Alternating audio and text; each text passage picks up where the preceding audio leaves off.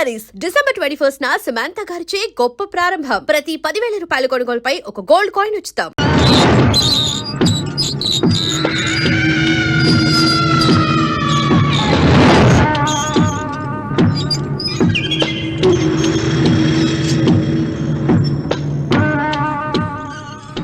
ఏమండి అటు చూడండి. మిచ్చిపోతే లేక నుంచి నువ్వు తిను మావయ్య. ఏ ఇంటికి నా కోసం వచ్చావు, నిన్ను నేను గౌరవించుకోవాలి కదా. అది మా నాన్న కూర్చుని ఉయ్యాల వల్ల. ఆహా, రేపు ఆయన చచ్చిపోతే ఎవరు కూర్చుంటారు? ఆయన బూడిద పోసి పెడతారా? సులోచన రఘు లేడు, ఎందుకు అలా అరుస్తారు?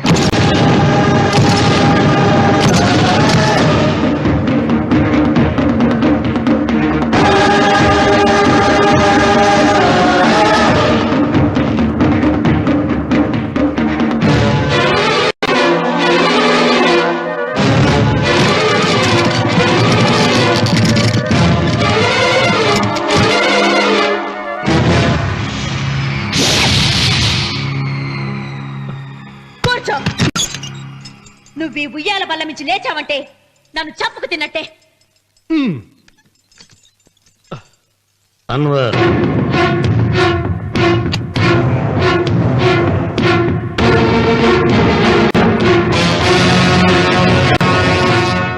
నువ్వు కూర్చో మావయ్య.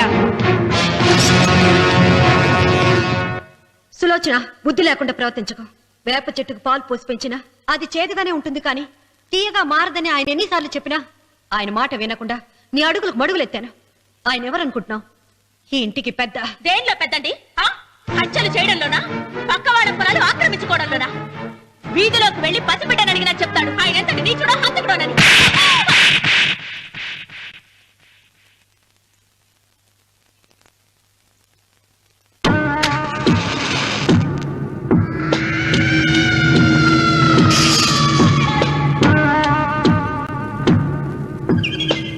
అమ్మా, నువ్వెన్నైనా చెప్పు, నా భార్య మీద చేయి చేసుకోవడం నేను సహించలేను. రఘు, అన్నయ్య నీ భార్య మీద చేయి చేసుకోవడం తప్పే, కానీ దానికోసం వాటాలు పంచమని చెప్పడం న్యాయం కాదురా.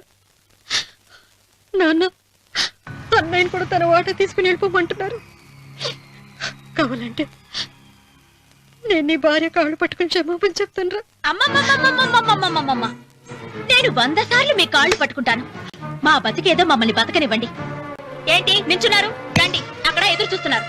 చేసినంత చేసి కాళ్ళు పట్టుకుంటున్నట్టు. నీ కన్నీళ్లకు రాళ్లు కరుగుతాయి గాని కన్నవాళ్లు కరగరు సీత. సీత, వాళ్ళు చిన్నపిల్లలుగా ఉండేటప్పుడు ఎంత సంతోషంగా ఉండేవాళ్ళం. వాళ్ళు పెరుగుతుంటే ఆ సంతోషం తరిగిపోతూ ఉంటుంది. వాళ్ళు మన భుజం దాటి పెరిగాక ఇక గడప దాటి ఎప్పుడు వెళ్ళిపోతారా అని ఎదురు చూడటమే మన పని. బాధపడ.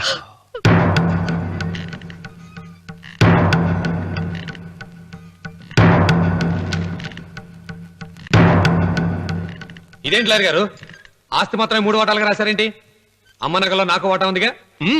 ఆ నగల గురించి కూడా దీంట్లో రాయండి.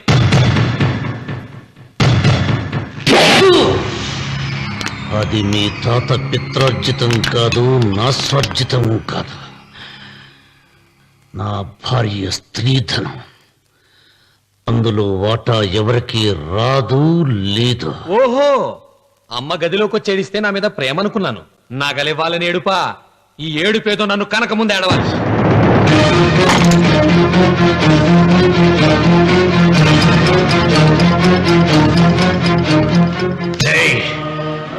మీ అమ్మను ఎంత మాట అన్నావురా?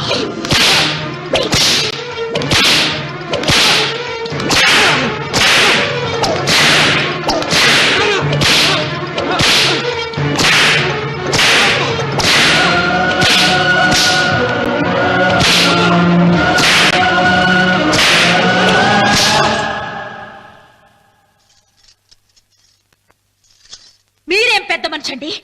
పెళ్ళైన కొడుకుని కొడతారా? ఆస్తి ఇవ్వడం ఇష్టం లేకపోతే ఇష్టం లేదు అని చెప్పండి. కూలి చేసుకుని బతుకుతాం, లేదా ఆలయం ముందు అడుక్కు తిని బతుకుతాం. ఇప్పుడు ఆయన మీ కొడుకు కాదు, నా మొగుడు. నా మొగుణ్ణి కొట్టే హక్కు మీకు లేదు.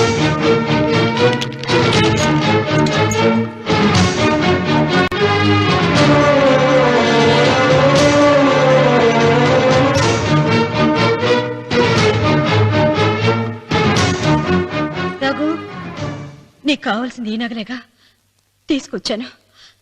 తీసుకోరా. వద్దమ్మా, వద్దు. కాదన్నయ్య. వద్దమ్మా, నా మాట విను. ఒక తల్లి కడుపున పుట్టకపోయినా నన్ను అన్నయ్య అని పిలిచావు. నా ఇల్లు నీకు పుట్టిల్లమ్మా. ఆడపడుచు బతికుండగా పుట్టిన నగలు పంచడం శుభం కాదమ్మా, శుభం కాదు. రే రఘు, ఆ నగలి బదులుగా నా పొలం, నా ఇంట్లో ఉన్న బంగారంతో నీకు ఇచ్చేస్తాను. తీసుకెళ్ళిపోరా. అలాగే లాయర్ గారు, అవి కూడా రాయండి.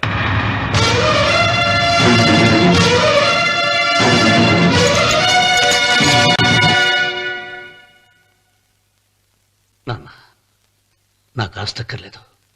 నేను మీతోనే ఉంటాను. మరదల్ని కొట్టే సంస్కారం ఉన్న కొడుకుని ఇంట్లో ఉంచుకునే సంస్కారం నాకు లేదు. వెళ్ళిపో.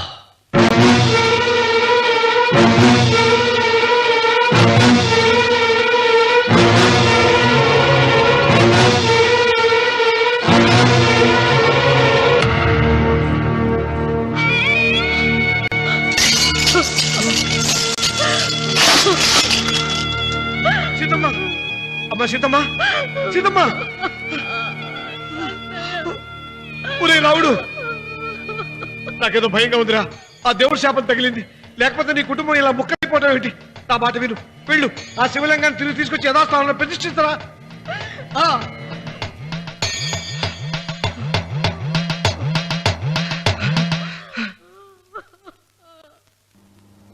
ఇదేమిట్రా రావుడు, శివలింగాన్ని తీసుకొస్తానని బయలుదేరి ఆలయం దగ్గర తీసుకొచ్చావేంటి?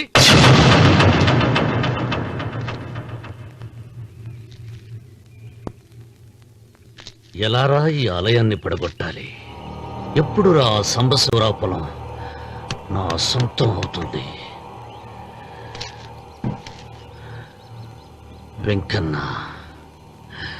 నా పట్టుదల కోసం నేను ధరించిన ఈ నల్ల చొక్కా ఎప్పుడురా మార్చేది? ప్రతీకారం కోసం ప్రమాణం చేసి వేసుకున్న నా తండ్రి మొలతాడు ఎప్పుడురా నా మెడ నుంచి ఊడిపడుతుంది? వెంకన్న, చెప్పరా, ఆ ఆలయాన్ని పడగొట్టి ఉపాయం చెప్పు. ఇంత జరిగినా కూడా నీ అహంకారం తగలేదురా? నారు పొయ్యకుండా నీరు పెట్టకుండా ఈ ప్రపంచంలో పెరిగేది ఒక్కటే, అహంకారం. అది నా సొంతం.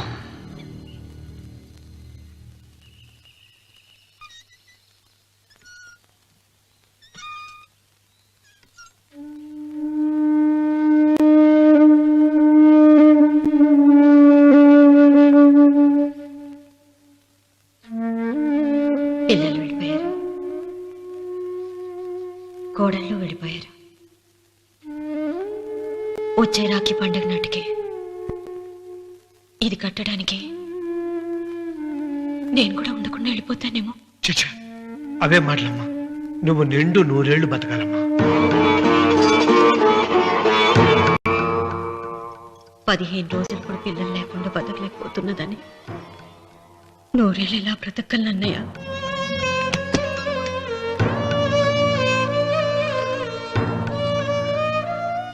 వీటి కోసమేగా మా పిల్లలు ఇద్దరిని ఇంటి నుంచి వెళ్ళగొట్టారు. నేను చనిపోయాక మా ఇద్దరు కోడలికి సమానంగా పంచిపెట్టమని చెప్పు. ఇప్పుడు ఎందుకమ్మా అదంతా? అసలే నీ ఆరోగ్యం బాగలేదు. నన్నెప్పుడూ నిండు ముత్తేదిగా చూడాలనేది ఆయన కోరిక. పోయే ముందు ఒక్కసారి నిండుగా అలంకరించుకోవాలని ఉందన్నయ్య.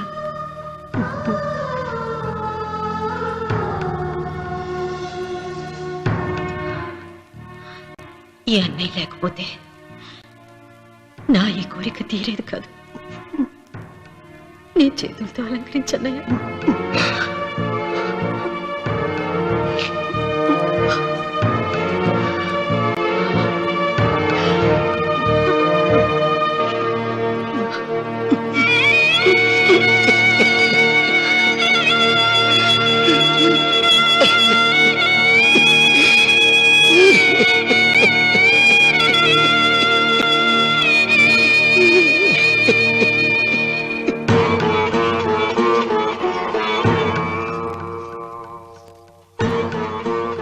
ఏమిటి సీత? వడ్డానం పట్టట్లేదు, సరిగ్గా పెట్టండి. పేరంటానిక? భర్త ముందు అలంకరించుకుని కూర్చోవడం కంటే ఆడదానికి వేరే పేరంటే ఉంటుంది చెప్పండి. ఏమండి, మీరు ఉత్తమ జాతి స్త్రీ రెండో కోరిక కోరదు అన్నారు. అందుకే మిమ్మల్ని అడగలేకపోయాను. కానీ చనిపోయే ముందు నీ ఆఖరి కోరిక ఏమిటి అని అడుగుతారు. నా ఆఖరి కోరిక ఆ శివలింగాన్ని తీసుకొచ్చి ఇంటి ముందు ప్రతిష్ఠించండి. సీత, పళ్ళు గట్టిగా ఉంటాయని, నాలుక మెత్తగా ఉంటుందని మనం పళ్ళకే ఎక్కువ విలువనిస్తాం. వయసు పైన పడుతుంటే ఒక్కొక్క పన్ను రాలిపోతుంది. వయసు పెరుగుతున్న కొద్దీ ఒక్కొక్క బిడ్డ దూరం అయిపోతాడు. కానీ నాలుక మాత్రం భర్తకు భార్య లాంటిది, భార్యకు భర్త లాంటిది. బ్రతికినంతకాలం తోడుగా ఉంటుంది.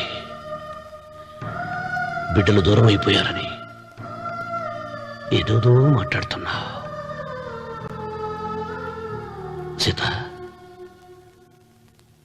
నా మీద కోపం వచ్చిందా?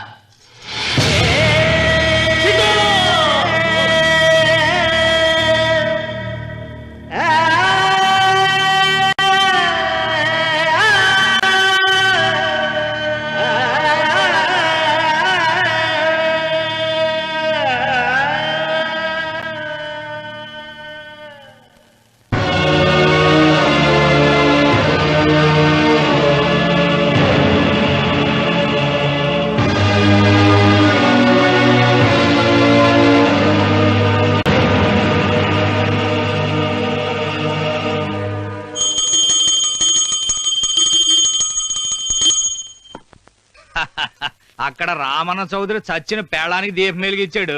ఇక్కడ ఈయన అమ్మూరికి ఆరతి వెలిగించాడు. నేను ఆ రోజే చెప్తేనే అది చాలా మహిమగల శివలింగము, దాని జోలికి పోతే సర్వనాశనం అయిపోతాడని. పిల్లలేమైనారు? ఇల్లు వదిలిపోయినారు.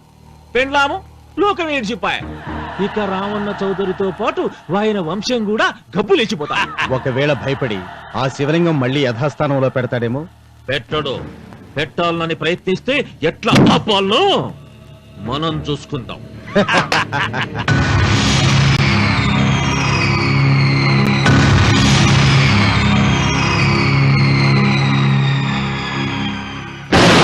ఆలయాన్ని పడగొట్టించి ఆలయమే లేదు కాబట్టి ఇక పొలం ఎందుకని ప్రశ్నించి అప్పుడు నా స్వాధీనం చేసుకుంటాను. అమ్మవారి ఆలయాన్ని నువ్వు తాకలేవు.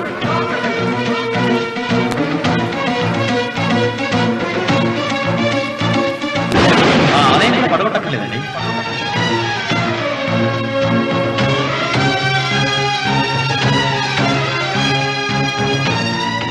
నీ వంశం నిర్వంశమైపోతుంది.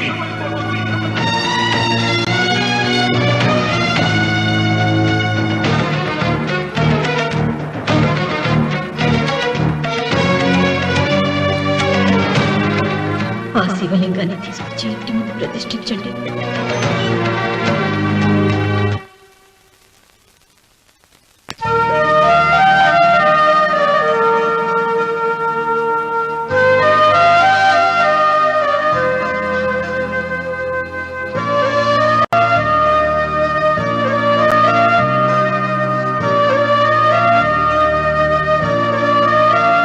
రావుడు, 6 నెలల తర్వాత నీకు శుభవార్త. నీకు మనవడు పుట్టాడు రా.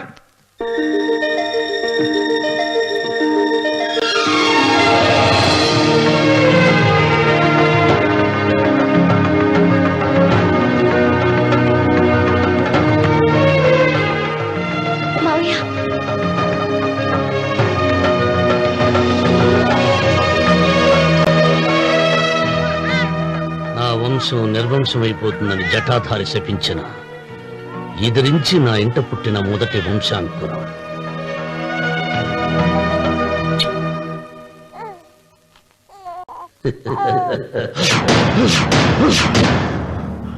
నవ్వుతున్నాడు. ఆ రమణ నవ్వుతున్నాడు. మళ్ళీ నవ్వుతున్నాడు. వాడు నవ్వుతున్నాడు. వారసుని పుట్టాడని హాయిగా నవ్వుతున్నాడు. వాడి ముఖంలో ఆనందం కనిపిస్తే నీ జీవితంలో నిప్పులు పోసుకున్నట్టే తెలుసా? నా అనుమానం 3వ వాట కింద తను ఉంచుకున్న ఆస్తి అంతస్తు నగలు అన్ని అన్ని అన్ని ఆ బిడ్డకి రాసిస్తాడు తెలుసా? మొన్న డాక్టర్ పరీక్షించి ఏం చెప్పింది నీకు? పిల్లలు పుట్టే అవకాశం చాలా తక్కువగా ఉంది అని చెప్పలేదు? చెప్పు. గొడ్రాలు అన్న పాయింట్ తో నిన్ను పంపేసి మళ్ళీ కొడుక్కి పెళ్లి జరిపిస్తాడు. దిక్కుతోచని నువ్వు ఆత్మహత్య చేసుకుని చచ్చిపోతావు. ఇదంతా జరగకుండా ఉండాలంటే నీ తోడికోడలు కన్న బిడ్డని కన్నట్టే చంపేయాలి. ఈ భయాలేవి పెట్టుకోవద్దు. మీ నాన్న గుండెల్లో కత్తి కసా కసా దింపిన కసాయి వాడి మీద పగ తీర్చుకుంటున్నాననుకో, అంతే. బిడ్డ చచ్చిపోతే దిగులుతో రుక్మిణి చచ్చిపోతుంది. ఆమె పోతే ఈ ఇంటికి ఆ ఇంటికి అసలింటికి అన్నిట్లో నీదే పెత్తనం.